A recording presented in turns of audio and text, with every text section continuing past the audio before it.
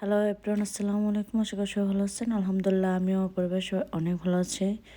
তো আজকে বাংলাদেশে 9 দিন চলতেছে।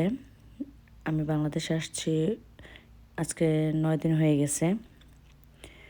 আজকে আমাদের পুকুর থেকে এই যে বড় কাতল মাছ ধরছে, তারপর পাঙ্গাস মাছ, তেলাপিয়া মাছ, এগুলো সবই আমাদের পুকুরের চাষ করা মাছ। আমার 2 ছেলে দেখে ওরা তো খুবই খুশি।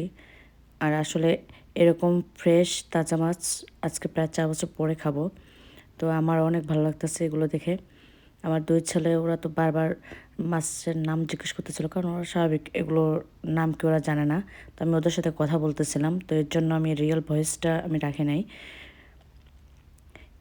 বিশাল কাতল মাছ, এটা প্রায় 2-3 বছরের পুকুর চাষ করা ছিল।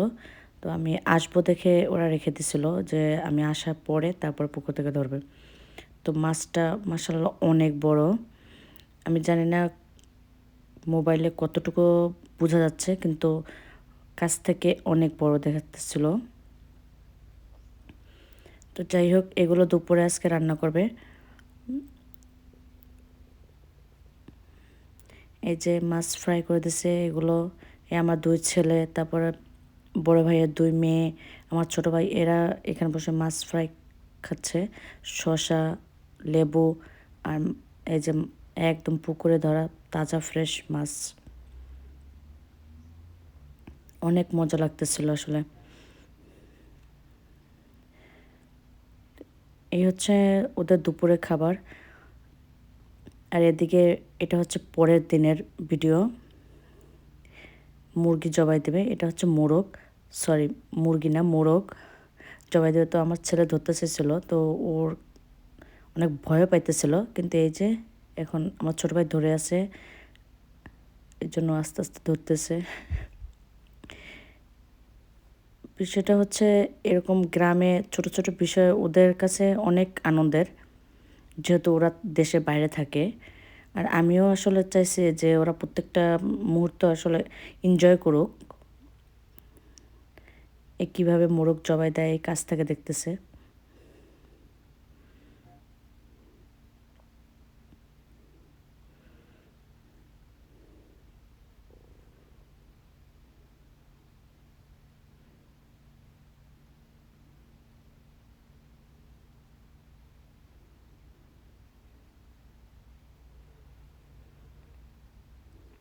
এটাই হচ্ছে গ্রামের একটা মানে খুবই ভালো লাগার জিনিস।